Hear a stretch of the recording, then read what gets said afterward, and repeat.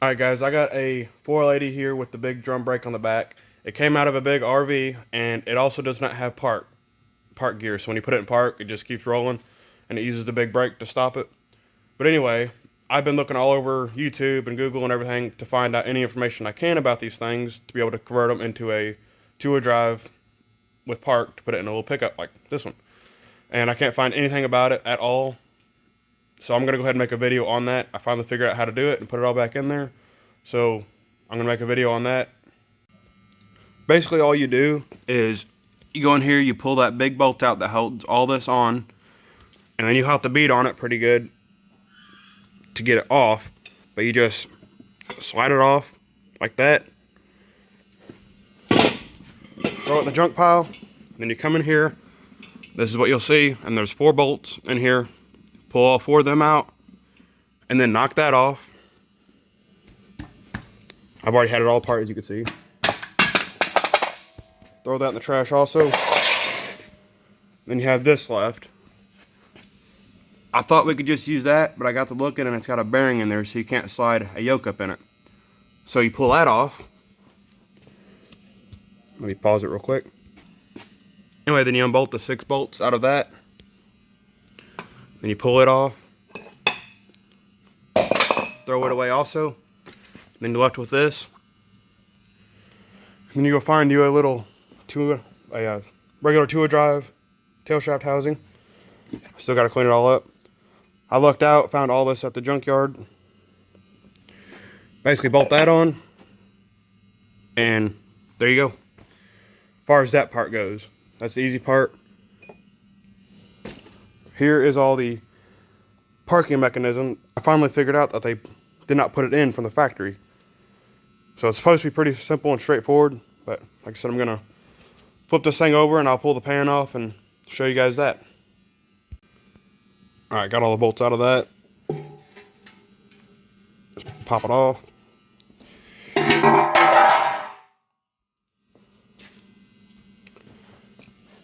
As you can see here, let me pop this filter out of the way.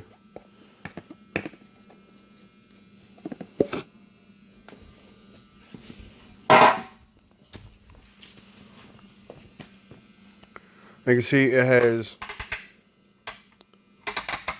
the pawl. Right down there is where the big rod goes. See it or not? That hole in the pawl right there. And it's supposed to run all the way up here, back here, into this. And there's a bracket here, and then an arm that catches that. And then there's a rod that goes, not a rod, a pin that goes down there through the housing right here. But that's all it's missing, so should be pretty easy and straightforward to put that back in. I got all the pieces here, the big arm and the pin, that little bracket, the return spring also. I did grab this out of that transmission just in case it didn't have the hole for it. I wasn't sure. And this, I don't need none of that. Mainly you just need this, this, and this. So that should be pretty easy. I'm gonna start doing that. Alright, I got that little cap out. Luckily I grabbed the other one out of the other transmission because I put a hole in it. This one was able to just pry on the pin and slide it out. There was no pin, so yeah. Here's the pin. It's got to get slid in like this, through this, in there, and then put the clip back on and then peck that back in there.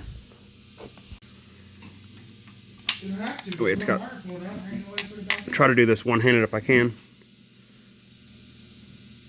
You see the pins starting to go through down there.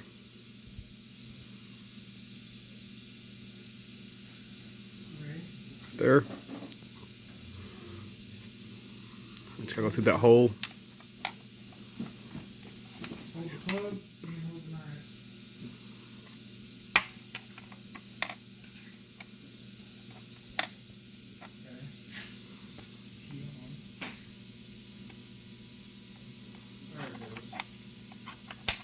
There it is. It's got to slide in far enough to get the...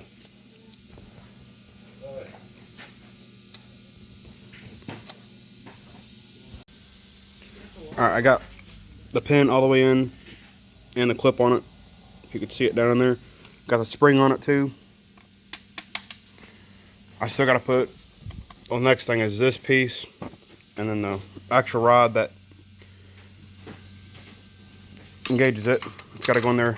Something similar like that. I have to fight with it to get it on there. I may have to pull the whole pawl off. Hopefully I can just put it in there somehow. Yeah, I'll show you that when I get it in there. Already got the rod all in. I ended up having to pull it all loose and out to be able to get the rod in. Wouldn't quite fit. But anyway. I'm going to get this thing on here.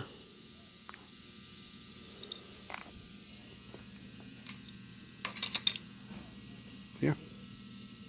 Then it should be basically done.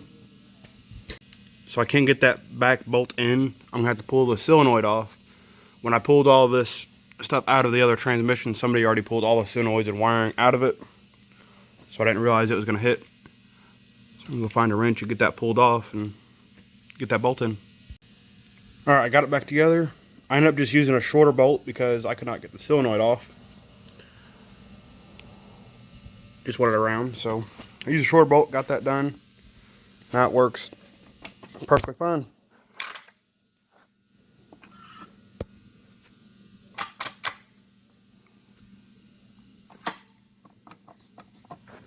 Just like it's supposed to. So it's pretty simple. I ended up cutting that O-ring off that was right here to help so my yoke will slide on it easier. But I noticed when I pulled this tail shaft housing off of the other 480, the junk one that I found at the junkyard, these splines went up here a little further. I don't remember how far. They may have went all the way up here. I don't remember. But you don't have quite as many splines, but that's still plenty of spline for it. But yeah, that's pretty simple. You can usually find these transmissions pretty cheap because nobody wants them because they don't know. But now I'm gonna get it all cleaned up and painted and get it back together because it's gonna be going in this thing pretty soon. All right, here's it all painted up. Looks pretty good. But that's all there is to it to convert these things back over to a normal transmission. This one was in 95. All that stuff should be basically the same throughout all the years. Maybe minor differences, but basically the same thing. But this transmission will be going in this truck with this motor right here. But I will be carbureting this motor, and I'm going to try to use a factory PCM and wiring harness, cut it all down to make it work just the 4L80 and what I have to have on the LS. It's way cheaper than an MSD setup, and then I can also be able to tune it, run electric fans, whatever I decide to do. It's easily tunable, and they're very reliable. So I'm really hoping I can make that work because it's going to be really cool. I haven't seen hardly anything on that either.